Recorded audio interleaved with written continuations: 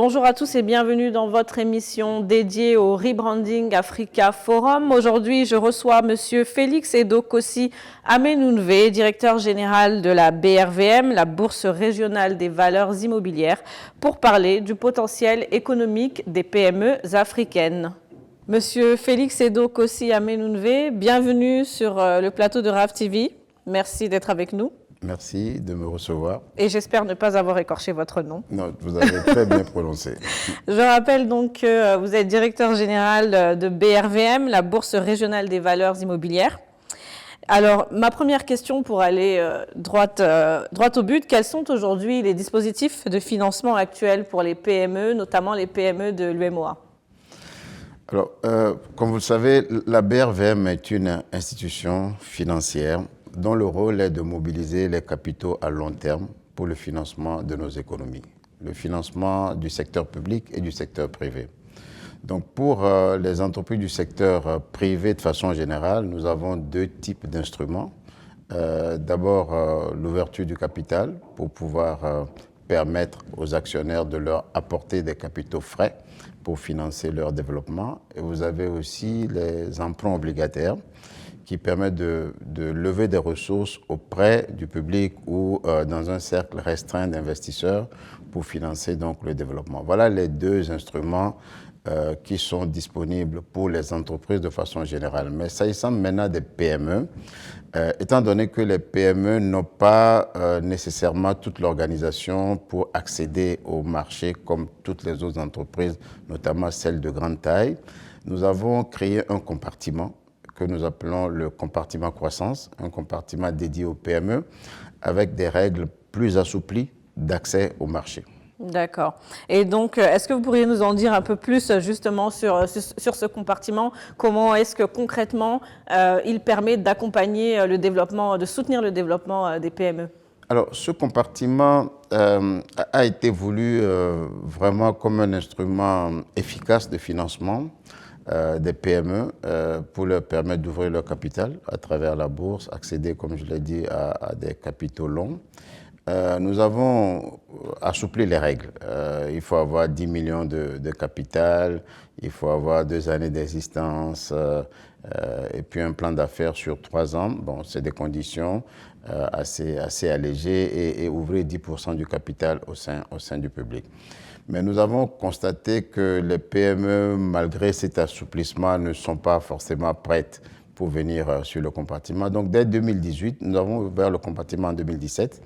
Dès 2018, nous avons créé un programme d'accompagnement que nous avons appelé Elite BRVM Lounge, qui est un programme international de préparation des PME. Alors, ce programme visait essentiellement à renforcer les capacités juridiques des PME, d'abord pour s'assurer qu'elles respectent à la fois, je dirais, les conditions juridiques qui rassurent les investisseurs, mais font preuve également d'une gouvernance stable. Nous avons également dans ce programme-là les moyens de pouvoir les accompagner dans la préparation de leur plan d'affaires, de leur évaluation financière et surtout leur permettre de produire de l'information financière de qualité. Et à la fin du programme, il y a vraiment une préparation à l'accès à la bourse à travers la rédaction d'une equity story. Bon, dans ce programme, nous avions sélectionné 30 PME de l'UEMOA répartis dans les différents pays. Nous les avons préparés pendant 2 ans sur les 3 aspects que j'ai évoqués. Nous en avons certifié seulement 14 sur les 30, mais aucune n'a accédé au 3e compartiment jusqu'à présent. Mais certaines d'entre elles ont levé des ressources parallèlement ou à travers des fonds de private equity ou des emprunts obligataires par placement privé sur la BRVM. J'aimerais revenir donc sur une convention de partenariat que vous avez signée, donc corrigez-moi si je me trompe, en octobre 2024 avec la Banque arabe pour le développement économique en Afrique, la BADEA. En quoi ce partenariat est-il stratégique, notamment pour les PME, puisque nous parlons des PME? Oui, vous savez, la BADEA, dans sa vision stratégique pour les prochaines années, a un pilier extrêmement important qui est le financement des PME. Bon, comme nous aussi, notre rôle est de financer les PME à long terme, nous avons pensé qu'avec la BADEA, nous pourrions unir nos efforts pour pouvoir faire cela. Je le disais tout à l'heure, nous avions eu le programme Élite qui a donné des résultats mitigés. Nous voulons maintenant mettre en place avec la BADEA un nouveau programme de préparation des PME à l'accès à la cote de la BRVM. Donc c'est ce programme-là que la BADEA va financer. Il s'agira essentiellement de revenir quasiment sur les mêmes aspects de préparation, préparer sur le plan juridique, gouvernance, préparer sur le plan de la qualité de l'information financière et aussi évaluer et préparer à l'accès à la bourse. Mais au-delà de ces aspects qui sont essentiellement des aspects de renforcement de capacité, nous allons travailler avec la BADEA pour voir comment est-ce qu'on peut éventuellement créer des conditions pour que les PME puissent accéder à du financement par dette aussi, à travers le marché, par des mécanismes de garantie ou des mécanismes de ligne de crédit auprès des États pour pouvoir les accompagner. Donc on a un certain nombre de sujets comme ça sur lesquels nous allons travailler pendant les 3 prochaines années, 5 prochaines années avec la convention que nous avons signée avec la BADEA. Et quelles sont les conditions d'accès à ce programme pour les PME donc désireuses d'intégrer ce programme?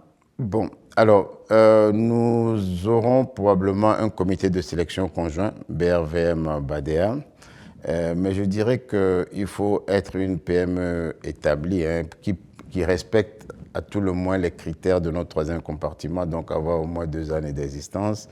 Il faut pouvoir avoir 10 millions de capital au moins.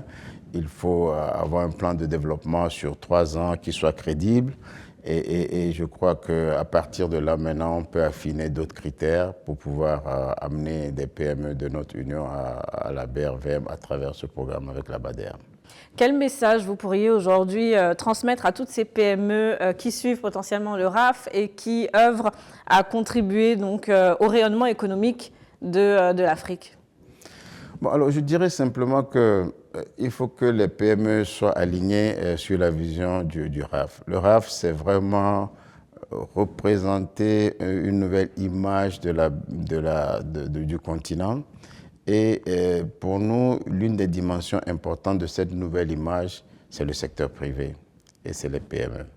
Il faut que les PME comprennent bien ce rôle-là et qu'elles trouvent les voies et les moyens de pouvoir s'organiser, se préparer à cette compétition continentale et internationale qui va se jouer dans les prochaines années.